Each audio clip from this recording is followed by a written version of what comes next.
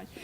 So I'm going to make this fairly short. I want to sort of summarize. I don't want to repeat what everybody has just said. I think we had great discussions and some really great ideas came out of this. But a couple of things I think just that I'm hearing that seem to be, to resonate with more than one of the table discussions and more than one of the programs. So one of the things that seems clear came out of these discussions is that what we really need to do is to take what is just a terribly complex set of resources, databases.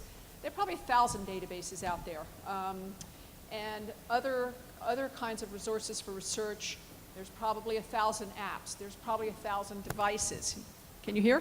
Okay. So all of these really rich resources that right now are really difficult for investigators to figure out what's the one I need and how can I get to it. So it seems to me a major challenge for CTSI in this sort of next-gen research would be to create some sort of easy-to-access single front door or portal or whatever you want to call it, behind which lives a rich complexity of data, of services, and expertise to help investigators figure out which of all of these resources are best for them to look at and potentially to use, and then ways to help them put those together to answer research projects. That's kind of a tall order, right? But I think if we're really going to make best use of these electronic resources and devices and so forth 5 to 7 years from now, that's probably what we have to do. The other thing that I heard, I think, fairly clearly is that we should try to use UCSF's strengths. And several times we mentioned pediatrics, we mentioned the Children's Hospital of San Francisco, the Children's Hospital of Oakland, and I think clearly we need to have a focus on promoting pediatric research to the extent that we can. There are other UCSF strengths. There are big activities going on right now in precision medicine. And if you think about it, a lot of what the precision medicine folks need to do or want to do is the same thing we've been talking about, right? They need to have a lot of information on a lot of people. They need it in some uniform way. They need access to genetics and other omic measurements, and so on and so forth. So there's a lot of overlap, I think, between what we're talking about providing in terms of resources and infrastructure for clinical and translational researchers and what will be needed to actually address precision medicine. I also heard that we need to look for non-traditional partners. So lots of those were mentioned. Partners such as pharmacies, Quest, technical, tech companies, social media, and so on. And finally, there was an emphasis, I think, on using our demonstration projects to, and this is exactly what we want to do, to come up with standardized infrastructure and services that would then be useful to a whole variety of projects, not just the demonstration projects, standard operating procedures and so forth, at the same time making that flexible enough so that specific projects, which are always going to be different, can easily use those services and infrastructure that we create. And finally, I think I heard that we need to focus. We've been thinking a lot about getting data out of electronic data and Apex type records, but there's been a lot of discussion today about how we also put data in, how that may be more structured to allow better quality research when we extract such data, and bringing various data sets together to create what Vanessa called metadata. I sometimes think of more concretely as sort of a data dictionary. So the problem is when you go to our electronic health records, you don't have definitions of variables, and that's really a sort of a challenging effort. So I want to thank you all. We have a couple of more things to do today. We certainly have a lot of work facing us as we go forward. I'm going to give me just 1 minute. I have to collect a couple of things.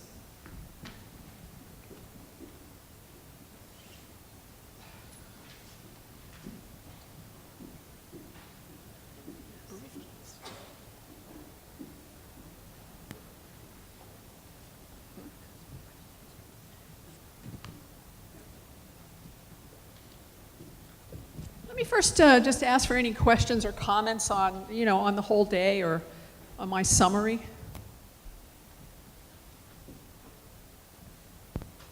Yes, Danny.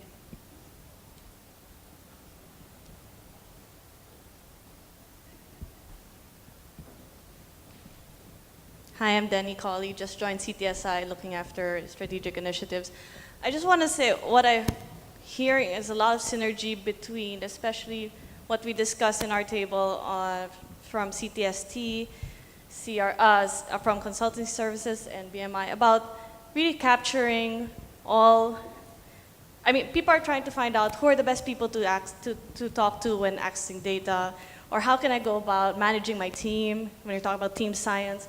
And at CTST, we're talking about having these small tutorials that people can just access, 5 minutes or whatever, that can give a lead-in for these researchers on who are the best people to talk to, and even having that as part of that platform, that overall platform that you mentioned, that would help people access these data sets. And even, it's, I guess, mixing together the operational part, implementation, and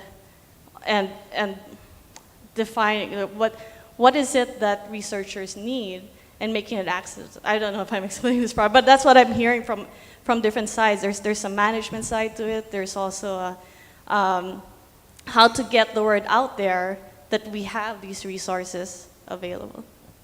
Right. Because we have a lot of resources and we have a lot of services, and making it easy for a researcher to get to exactly what they want as fast as possible would be our goal, but it's also challenging. You brought up another point, though, that I did leave off of here, and there were a fair number of discussions of the tables mentioned training of various sorts. So, we're not talking today about the training, our training program, because we didn't want to talk about 10 programs today. But certainly there are ideas coming from the training program related to introductions to informatics, about and training from perhaps our consultation service on how to best get access to, say, VA data, which is quite different from how to best get access to San Francisco General and Department of Public Health data, and so on, as well as training for staff, certification for clinic coordinators. But there were lots of mentions of training, which I think is another common theme from all of our discussions today. Jeanette? Jeanette Brown, working with Deborah for years. I just want to say it's lovely to be here at this meeting, having been at the original ones, and how much integration there is now between the medical center, the medical school, the School of Nursing, all the various schools, School of Pharmacy, all of them, and CTSI. It's just fabulous, and I think that's the way to go, rather than recreating the wheel. Thank you, Jeanette. Jeanette can never say anything bad. Anybody else? All right, I want to take a couple of minutes then for a couple of announcements. First, we have 3 new program directors at CTSI that I want to make sure everybody's aware of. First, let me introduce Alka Kanea. Alka, you want to stand up? So Mark Pletcher led our consultation services for many years. He's recently stepped down. Alka, who's a professor of medicine here at UCSF, a general internist, very active clinical researcher in type 2 diabetes, has agreed to take on the role of leading the consultation service, and is also making me tired with all of her ideas that she wants to go forward with, like last month. So welcome, Alka, and thanks for taking this on.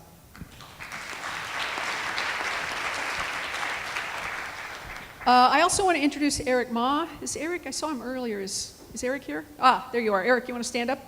So Eric, I didn't know this before I looked at your bio, Eric, but Eric has an undergraduate degree in philosophy, as do I, and a master's in public health, as do I. Anyway, Eric came to UCSF after having similar positions at UCLA and at Davis as a senior director of research compliance. In I think about 2011, he's really played a very major role in regulatory activities which are an important part of the BRAID REX activity. You know, we can do technical things, but getting the proper IRB, HIPAA approvals and confidentiality rules in place and all that kind of thing has been very tricky, and Eric has played a really major role in that. He's also now playing a fairly major role in the NCATS, at the NCATS consortium level around the same issues. Elizabeth Boyd, who was our former Associate Vice Chancellor for Ethics and Compliance, has left to go to UC Riverside. Eric is now interim Associate Vice Chancellor for Ethics and Compliance. But most importantly, he's agreed to take on leadership of our Regulatory Knowledge and Support program for CTSI. So thanks, Eric. Welcome.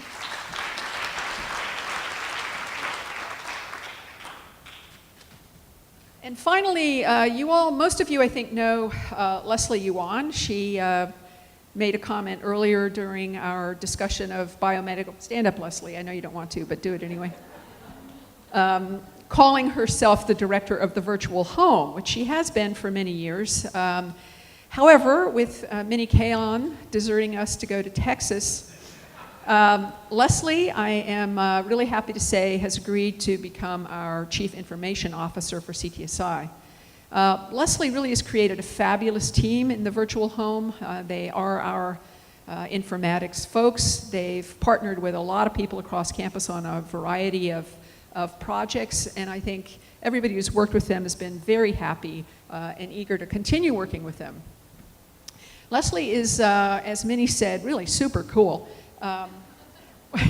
But the main thing is she has a very rational, logical, and orderly approach to these problems, and most importantly, really speaks English rather than tech. So those of us who are trying to figure out how to do these techie things really enjoy working with Leslie. So thank you, Leslie.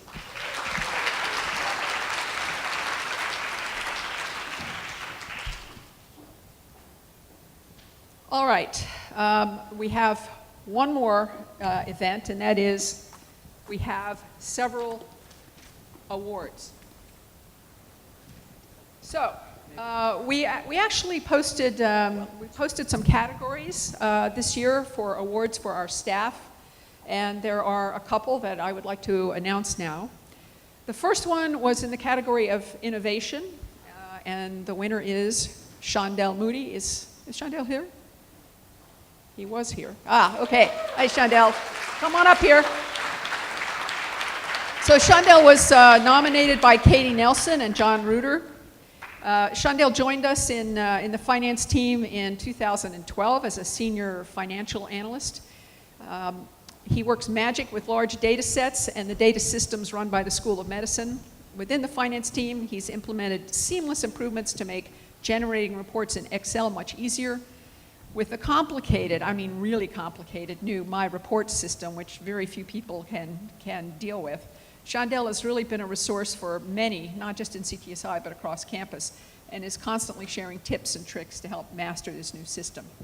He's created a number of Excel templates and macros for the finance team to improve flexibility of our analyses. He's come up with innovative approaches to save us time, and he showed amazing creativity in addressing technical challenges. He's also the designated go-to expert on puppy management, and really distinguished himself this year as a riotously funny stealth disco dancer in the CTSI Go Game event that we held in April. So congratulations, Sean. Thank you very much. Thank you.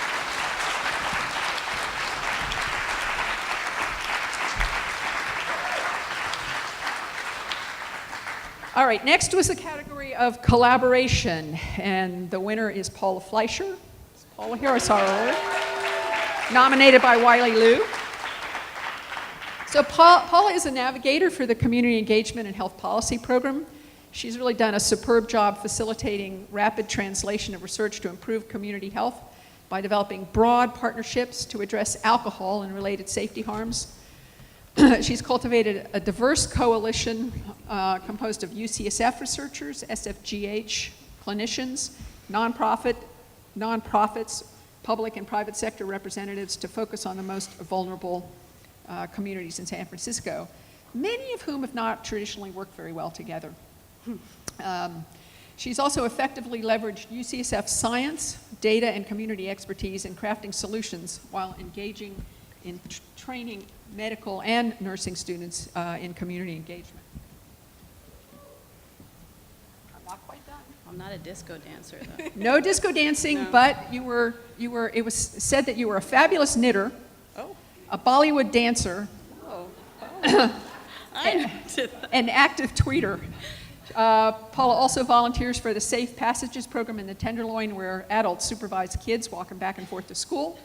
And I'm told she also has a very strange addiction to watching local governmental hearings on the sfgov.tv. These are private Have you ever matters, watched people. these things? Congratulations. Thank you.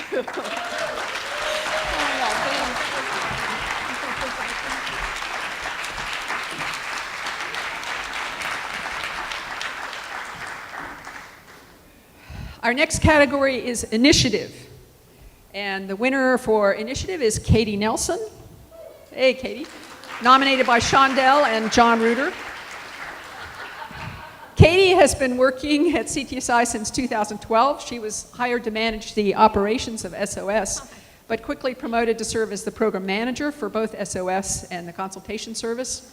She's highly dependable and can always be relied on to help move the agenda forward.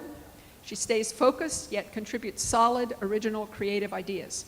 Katie excels at taking a difficult issue, analyzing it, and developing and implementing an approach to resolve it. She frequently helps her coworkers with special projects, supporting employee development by training folks on the intricacies of art. What does that stand for? Applicant research, review, tracking. Applicant review and tracking. This is the system that tracks all of our trainees, and there are hundreds of them in the training program. And also she's jumped in to help organize Caring Wisely, our Center for Healthcare Value initiative, in really a major way. Katie also took the initiative to learn to knit. I don't know, taught by her fellow CTSI knitters. Congratulations, Katie. Thanks very much.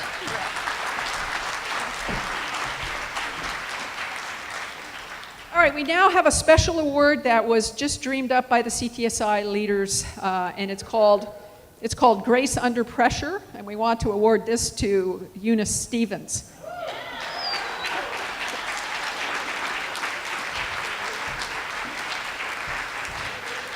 For those of you who don't know, most of you probably do, Eunice is the administrative director of the CTSI Clinical Research Service.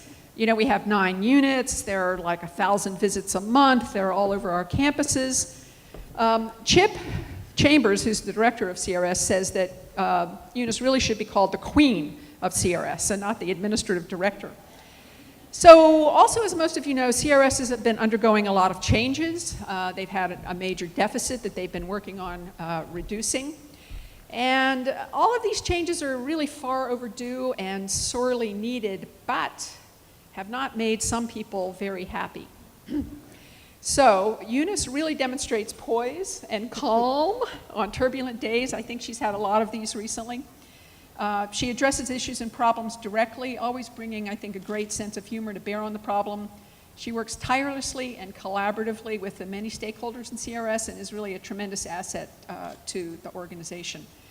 Her knowledge of all the sites, the cores, the key players who we need to engage is really exceptional, as are her supervision skills. Her strong interpersonal skills and positive attitude have been and will continue to be instrumental in implementing needed changes in CRS to meet the needs of next-gen research. Get this, she's also an amazing knitter. And she has taught other people at CTSI to knit. I'm probably the only person at CTSI who doesn't knit. You're next. What is this knitting stuff? Congratulations. Thanks so much, Very Steph. well deserved, thanks.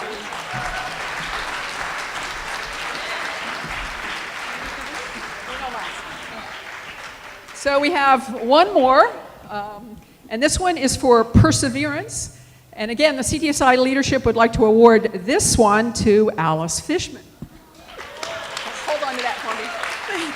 Thank you. So, as many of you know, Alice is a senior program manager at CTSI. She manages the consultation services, our SOS, our pilot funding program, and regulatory knowledge and support, and a bunch of other special projects like organizing this retreat, for example. She has many qualities that make her a superb manager, and I'm not going to go into that. But today, we just want to recognize one of those, which is her incredible perseverance. For a long time, she's been working on a very complicated special project with both local and international partners, complex governance and funding schemes, sensitive political issues. I really don't want to describe all the details of this project, but it's been going on for years. Just suffice it to say that the rules of the game, the players, the timeline, everything has changed many times, and there's generally been no clear path forward on this thing either. Despite all this, Alice has persevered to keep the project afloat, to hold up our end of the ever-changing bargain, and to pursue the reimbursement that we are still due. Alice actually went so far as to arrange visits for many of us to the embassy of a foreign government to try to procure the documents that we needed for reimbursement. So, for perseverance, way above and beyond, we honor Alice Fishman. Thank you. That's really fun. Who's this? Oh, guess what? She's an unbelievable. All right. We have one final, I don't know if we'd call this a award. This could be like a consolation prize. And the winner of the consolation prize is Minnie Kayla, who was nominated by everybody. So most of you know Minnie, and you've worked with her over many years. Sadly, this will be Minnie's last CTSI retreat.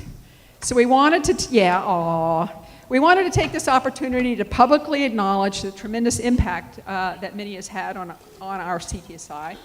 Much of our organization and structure and many of our activities, programs, and partnerships are really the direct result of her ability to combine creative thinking with optimal organization and management.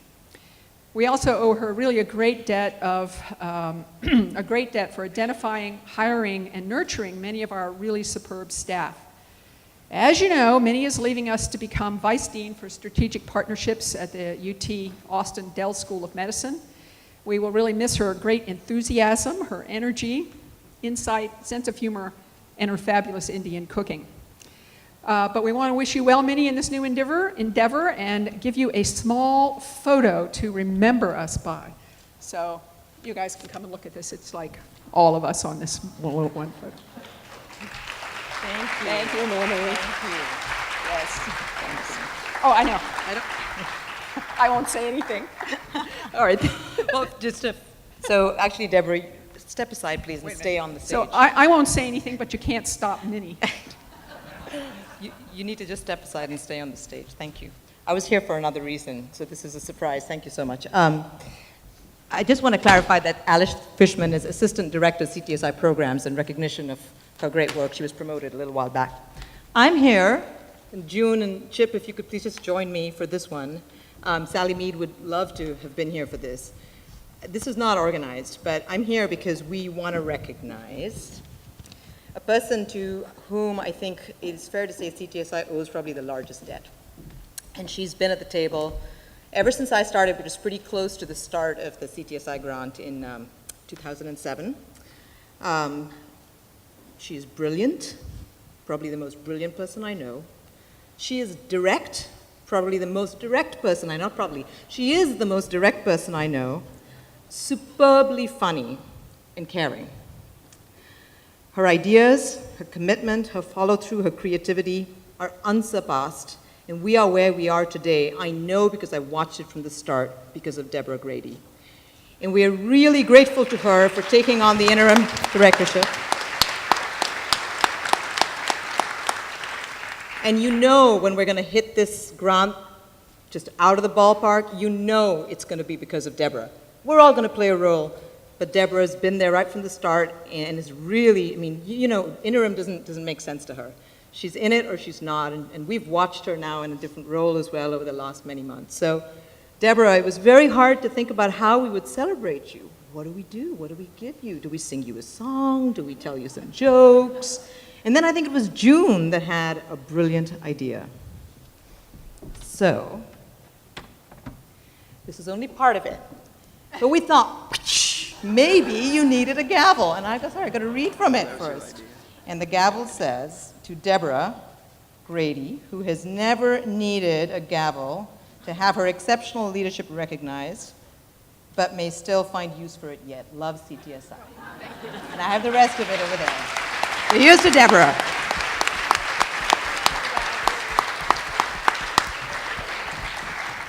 Okay, so I'm going to hand it over now back to Deborah. Yes, so this concludes our official program. I mean, it concluded a long time ago. But there is refreshment in the, what's it called, the Golden Gate room, which is the room with the windows around out to the right. So we have happy hour, and I hope you can join us for that. Thanks a lot, everybody. What? Alice is reminding me, if you didn't fill out your evaluations, they're on the table. Please just take 1 minute and do that. We really do listen to what people say about how the retreat was organized and make changes for the coming year. Thanks a lot.